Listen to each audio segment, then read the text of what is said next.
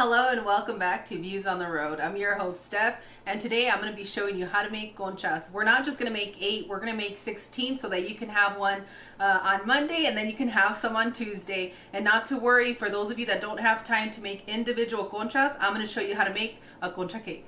You'll need 6.5 cups of flour, 1.5 cups of sugar, 1.5 cups of milk, 4 room temperature eggs, half a cup of butter, 2 tablespoons of vegetable shortening, 2 tablespoons of vanilla, 1 tablespoon of baking powder, 4 tablespoons of yeast, 1 teaspoon of salt, and 2 tablespoons of cinnamon. To your warm milk, you want to add 1 tablespoon of sugar and your yeast. Combine your ingredients, and the reason we're doing this is because we want to proof our yeast, which means we want to wake it up, and some of us leave our yeast there for a while and you don't know if it's active, so we want to make sure our yeast is active, and this should take anywhere from 10 to 15 minutes to proof.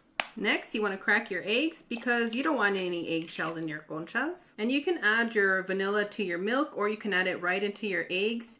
This is going to change the color of your conchas if you're looking for a white look, and this is going to give it more of a brown looking color, but you can adjust to taste. I'm going with the 2 tablespoons as I recommended.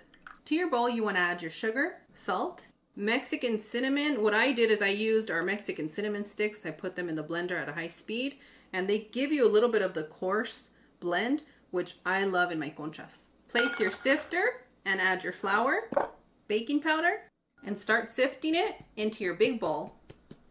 Not only is it snowing in my bowl, it's snowing outside. How beautiful is this? So romantic. Add your sifted flour and baking powder into your bowl. For those of you that don't have a stand mixer, don't worry, you can make these by hand, and I'll link the recipe in the description area. Give that a mix if you see your cinnamons just sticking to one spot, and then you want to make a little well right in the center. You see these little bubbles right here? That means that our yeast is perfect for baking, and if you look over the top, you can see all the bubbling. You don't have to wait the full 15 minutes for it, but this means that we're ready to add it into our bowl. Add your room temperature eggs and your vanilla mixture, delicious butter, and your shortening. I'm going to be using our hook, and we're going to start mixing slowly, and then we're going to pick up the speed once you see everything blends, because if you go full blast right now, you're going to make a mess in your kitchen. I don't want you to do that, because the less we clean, the better we feel. I didn't mean that you don't have to clean your home. You guys better be cleaning, or I'm going to come for you. Clean as you go. Clean as you go. That's right, Cloud.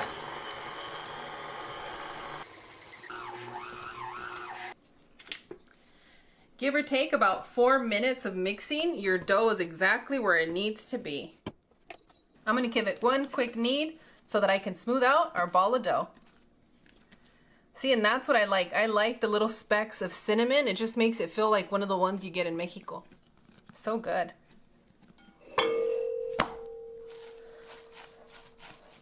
Roll to coat with the oil. And now we're going to allow our dough to rise for a good hour and a half to 2. For your concha topping, you're going to need to use 1 cup of flour. If you started the recipe with all-purpose flour, use all-purpose flour. And if you're using bread flour, go ahead and use bread flour. 1 cup of powdered sugar and 1 cup of vegetable shortening. Now this is where you want to make it comfortable for your home. If you want to keep them traditional pink, you're going to need a little bit of food coloring. You can also use some hot chocolate or even your Nestle Quick strawberry mix to change the color of your topping. It's really going to be up to you. I'm going to start off with a few drops of our red to turn this pink. And I'm going to be using a paddle to combine all our ingredients until smooth. And the best advice that I can give you when you're making your paste is you might add a little bit more flour, and what you want to achieve is when you pick it up, it looks nice and smooth like Play-Doh. Dust a little bit of flour on your clean counter and scrape all of your paste out of your bowl. And you don't need that much flour, it's just to get that outer dusting so that you can avoid too much sticking for yourself.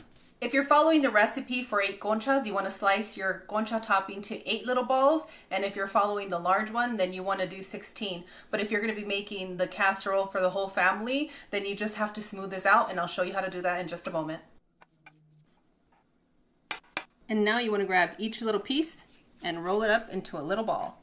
Doesn't have to be perfect because we're going to be using a tortilla press to smooth it out for you. Dust some more flour on your counter. I allowed our dough to rise for 2 hours. And I'm just going to give that a real quick knead. Soft and pliable. This is going to be the most beautiful conchas you have ever made. I'm going to be so proud of you. And now I'm going to cut our dough into 16 pieces. Now if you want to make larger conchas, you can actually make a dozen out of this big one. These days I go about making my balls this way because then I can weigh them and see which one needs less. And when one needs less, I just take a little pinch out, put it to the side, and continue with the remaining pieces. And you just want to roll them up just like this in a circular motion. Make little balls. You want to place your conchas on your baking sheet and you want to give them enough space to rise. You want to take your concha topping ball, and sometimes when I'm about to press them, they get kind of sticky. So here's my tip to you. Dust them in a little bit of flour, just like this. You don't need too much, just a little. You're going to place it on your press. And you're going to press this as big enough as you need to cover your concha.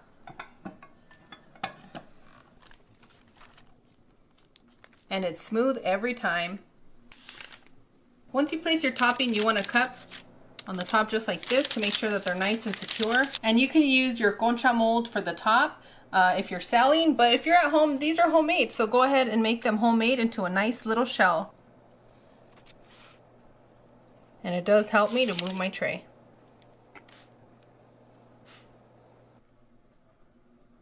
From the moment we started pressing our concha topping to molding our conchas, it's been about 30-35 minutes. That's a perfect amount of time to allow your conchas to rise once again. So I'm hoping that you guys have warmed up your oven at 350 degrees and we're going to continue to bake for 20 to 22 minutes. Remember, the heat rises up, so don't place any of your conchas on that bottom tray because you're going to end up burning the bottoms. And boom, done. Our conchas are ready. One of the ways that you can check if your conchas are ready is if you see a little bit of the crackling. I've already touched this one, so don't touch it if you don't want to mess up how they look. But I'm going to let them rest for about 10 to 15 minutes before anybody can get their little hands on them. And you know what they say, Steph? Anything the light touches is mine. I don't know if you guys feel the same way. Let us know in the comments. And for the concha cake, I just allowed it to rise. I laid it here on the counter with some flour, and then I placed it right in here and I just started pressing down. You don't have to roll it out perfectly because you can smooth it out this way. I have our concha topping ready, and let's have some fun.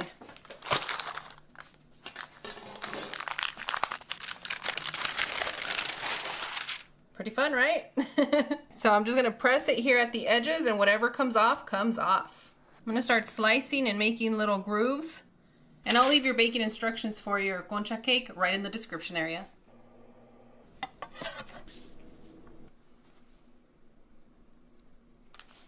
They stick together, just break them apart. Well, you really don't break them. You cook them to perfection. And I'm a believer in showing your baked goods, so today is no different. Oh, nice, soft and fluffy, baked to perfection just for you. I hope you love how lovely these smell, and please come back and let us know what you think. Buen provecho. Thank you.